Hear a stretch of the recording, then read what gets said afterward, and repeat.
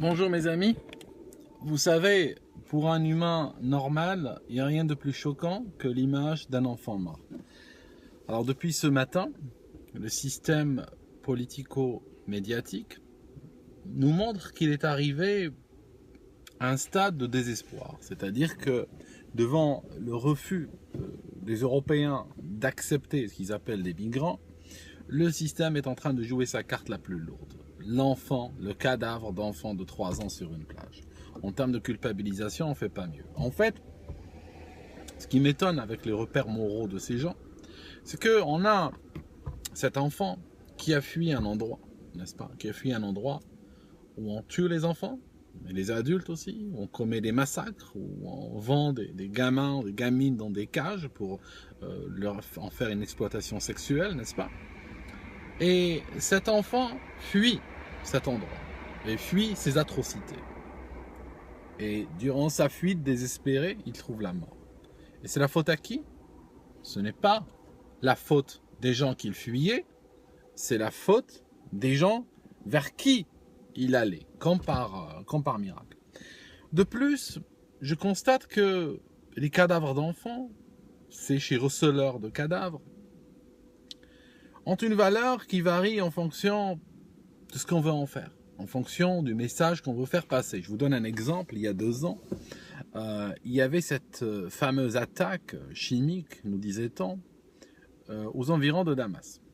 Et pour illustrer cette attaque, on nous avait montré un certain nombre de gamins alignés de manière très suspicieuse, alignés les uns derrière les autres, morts.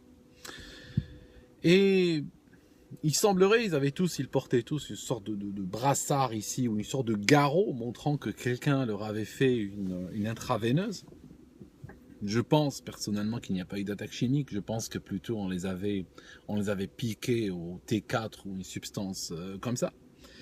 Et donc, à l'époque, on a eu, le monde entier s'est levé.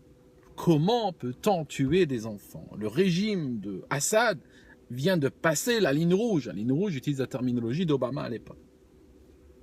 Votre demi-sel, j'ai failli l'oublier, de Hollande, lui aussi. La France ne peut pas laisser passer ce crime contre l'humanité.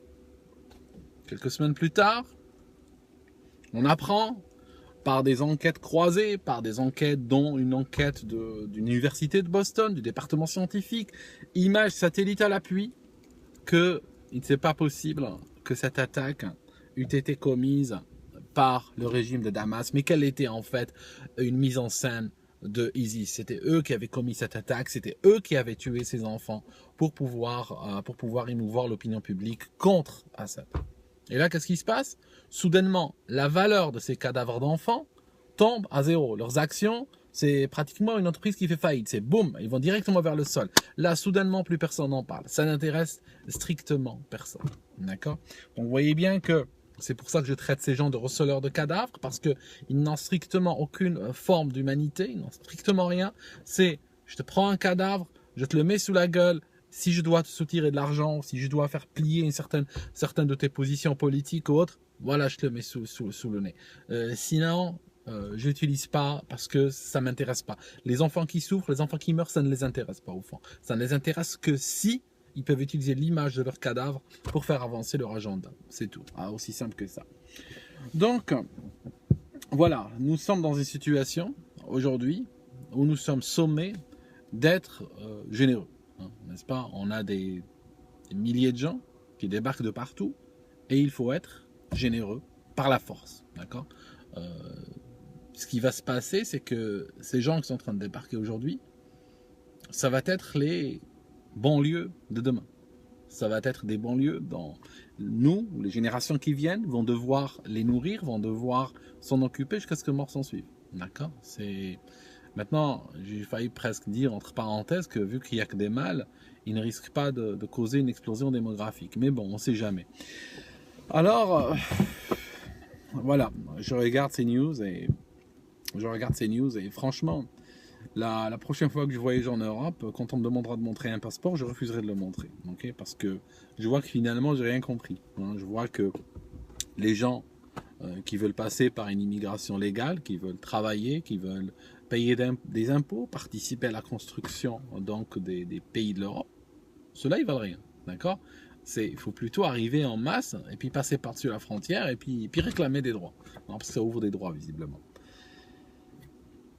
En tout cas, je retiens que il y a peu de temps, il y a quelques mois seulement, ISIS avait promis d'envoyer, je crois qu'à l'époque, ils avaient avancé le chiffre d'un demi-million. Ils avaient promis d'envoyer un demi-million de réfugiés, c'est-à-dire prendre des populations et les pousser directement, les pousser vers l'Europe, sachant que ces populations vont faire quoi? Elles vont briser la cohésion européenne. Déjà, la cohésion européenne est brisée. Vous avez remarqué qu'en termes de comment faire face à ça, les gens, même à l'intérieur de la société, je ne parle même pas des politiques, sont déjà extrêmement divisés sur ça. Des gens qui ne se parlent plus à cause de ça. Ils savent que ça va créer la zizanie. On va revenir, par exemple, maintenant, alors la liberté de circulation. Ils parlent d'abolir la liberté de circulation en Europe. Et l'abolir pour qui? L'abolir pour tout le monde en fait. Ça signifie que la première victime de la liberté du retrait de la liberté de circulation, ça sera le gars qui circule légalement. D'accord? Parce que le gars qui circule illégalement, lui, que la liberté de circulation soit là ou pas, ça ne change pas grand-chose pour lui. Vous comprenez? Par contre, c'est toujours le citoyen lambda, toujours le citoyen qui obéit aux lois bêtement, etc. C'est toujours lui qui va morfler. Et puis, bien sûr, je ne vous parle pas d'écroulement des services sociaux, etc. Parce que ça atteint un niveau maintenant où ça dépasse toutes les capacités d'accueil. Et ça dépasse les capacités de prise en charge. Et qui va morfler? Ils vont morfler les gens qui ont payé par leurs impôts pendant des décennies souvent. Et quand ils auront besoin des services sociaux, ça sera pris, il n'y a plus de place. D'accord? Déjà qu'ils passaient en dernier, maintenant ça va être plus officiel que ça. Enfin, qu'est-ce que vous voulez que je vous dise? ISIS savait, en promettant d'envoyer des vagues migratoires, savait que les politiques européens étaient des limaces sans colonne vertébrale, et donc, clairement, leur pari est en train d'être réussi. Enfin, je vous laisse mes amis, et puis on se voit dans une autre vidéo.